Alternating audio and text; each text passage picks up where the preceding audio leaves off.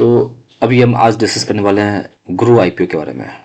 तो आप देखो कि रिसेंट में काफ़ी आईपीओज आए हैं और ग्रो ने जो है काफ़ी सरप्राइजिंग मूव दिया है। जनरली जब हम किसी आईपीओ में लगाते हैं तो हम देखते हैं कि वहाँ पे कितना हमें गेन मिल सकता है। लिस्टिंग आईपीओ में लगाने का पहला पर्पस होता है लिस्टिंग गेन।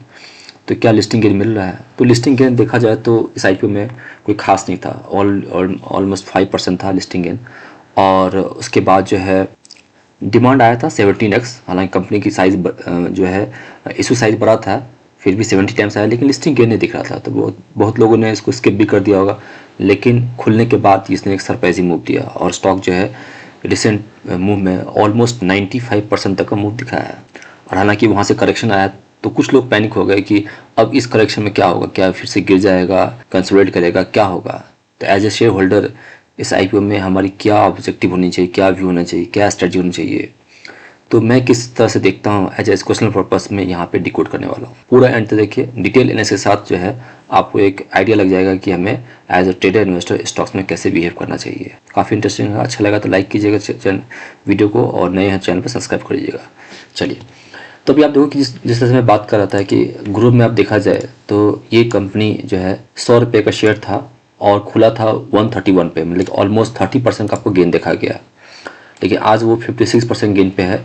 हालांकि वो शेयर जो है ऑलमोस्ट आप देखेंगे चार्ट पे, तो ग्रुप का चार्ट दिखा रहा है कि वो शेयर जो है ऑलमोस्ट 194 के आसपास हिट किया है। तो 94% तक का उसने स्पाइक दे चुका है और अभी गिरा है।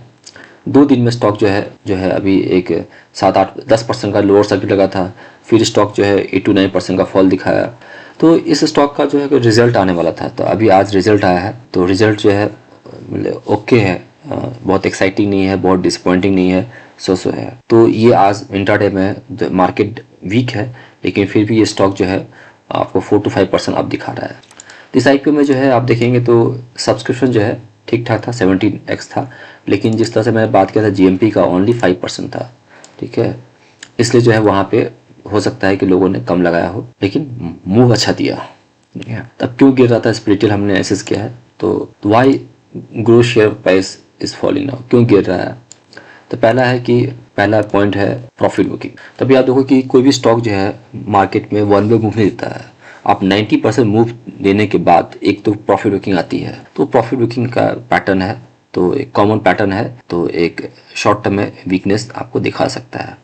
ठीक है, उसके बाद है कुछ लोग वैल्यूएशंस पे कंसर्न दिखा रहे हैं। अभी आप देखो तो यदि आप स्क्रीनर पर जाकर देखेंगे तो अभी देखो इस कंपनी का जो मार्केट कैप है 1 लाख करोड़ का है। यदि आप यहाँ से बड़ी बड़ी कंपनी को भी ऐड कर देंगे ना, जैसे मोतीलाल ओसवाल और एंजल वन जो डायरेक्ट पीयर कंपनी है ब्रोकिंग फील्ड में, तो वहाँ पर आप देखेंगे तो इस दोनों के मार्केट कैप पर ऐड कर दिया जाए, या और भी कोई लिस्टेड रहेगा ऐड करने के, उससे उसके ऊपर मार्केट कैप है, तो बड़ी कंपनी है। वैल्यूएशन देखेंगे तो 55 के प्राइस टू अर्निंग पे ट्रेड कर रहा है, जहाँ पे मोतीलाल ओसवाल ओनली 28 पे पी पे ट्रेड कर रहा है, एंजल 32 पे कर रहा है। ठीक है, तो कुछ लोगों को वैल्यू एज ए कंसर्न जो है, उनको वैल्यू एज ए कंसर्न उनको लग रहा है वहाँ पे, तो मार्केट कैप हो जाता है, वैल्यूएशन स्ट्रेच है, ये है, इसके लिए भी थोड़ा वीकनेस देखा जा रहा है। उसके बाद जो है शॉर्ट स्क्वीज ऑप्शन जो है, तभी आप देखो कि लोग जो है इतने मूव होने के बाद थोड़ा सा लोग बेरिश हो गए थे और उन्होंने शॉर्ट किया है। ठीक है, तो शॉर्ट जो है वो स्टार्टिंग में ही जब रैली कर रहा था वहाँ पे जो है सिस्टम में देखा गया कुछ लोगों ने शॉर्ट किया था, लेकिन फिर भी स्टॉक ऊपर जा रहा था, तो वहाँ पे थोड़ा सा लोग जो था वहाँ पे फंस भी गए। ये भी एक कंसर्न की बात थी वहाँ पे।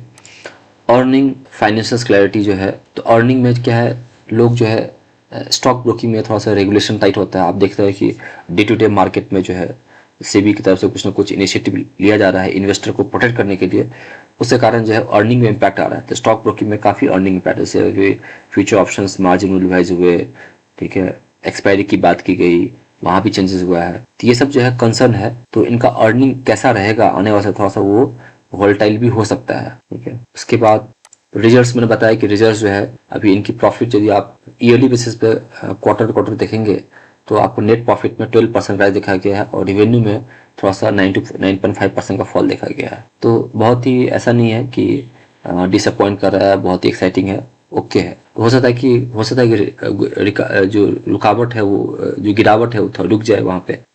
इस स्टॉक में देखा जाए तो स्टॉक में अभी आप देखो कि यदि टेक्निकल बात की जाए तो आप देखो कि ये स्टॉक जो है, जैसे आप इस कैंडल को पहचानिए कौन सा कैंडल है। ठीक है, कमेंट कीजिए। ये कैंडल जो है आपको एक इंडस्ट्री कैंडल है, डोजी आप पढ़ सकते हैं, स्पिन टॉप बोल सकते हैं। ठीक है, आप इस कैंडल को बताइए ये कैंडल कौन सा है, कमेंट कीजिए आप। ये कैंडल अभी कंफर्म नहीं हुआ है, लाइव मार्केट में जो है ये एनालिसिस शूट कर रहे हैं, तो अभी जो दिख रहा है कैंडल कंफर्म नहीं हुआ, तो अभी दिख रहा है कि ये ओपनिंग मार्वल ऐसा ही बन जाता है। Opening marvel sign of bullishness है, और यदि इस कैंडल के हाई के ऊपर क्लोज करता है ग्रीन बॉडी, तो इंडस्ट्री करने के बाद एक ग्रीन कलर बनता है तो प्राइस ऊपर शिफ्ट करता है, तो ये भी चांस है ऊपर लेके जाएगा, तो जरूर वो गैप को फिल करने के लिए आएगा। या तो स्टॉक में जो रेजिस्टेंस देखा जाए तो मुझे लगता है कि स्टॉक में एक रेजिस्टेंस जो है, छोटा रेजिस्टेंस शॉर्ट टर्म में 150 140 के आसपास रेजिस्टेंस लगता है, और सपोर्ट मुझे 170 185। ये जहाँ भी प्राइस की बात कर रहे हैं, ये जो है हमारा अपना पर्सनल ऑब्जर्वेशंस है। इसमें आपको जो है ये एजुकेशनल पर्पस के लिए मैंने बनाया है, इसमें कोई बाई सेल का रिकमेंडेशन नहीं रहेगा।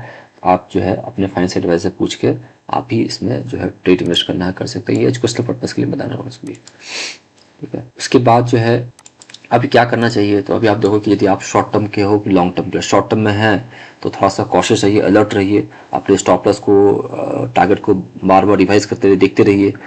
और जो लॉन्ग टर्म है तो no need to panic, company अच्छी है, मार्केट लीडर है, ब्रांड है, कंपनी कॉम्पिटिटिव है, यंग जनरेशन जो है इस कंपनी को होल्ड कर रहा है, तो सब कुछ अच्छा है, सिर्फ वैल्यूएशन हो सकता है। लेकिन आज आपको वैल्यू महंगा लग रहा है, लेकिन यदि आप 3 साल बाद देखेंगे तो फिर से वो सस्ता दिखेगा।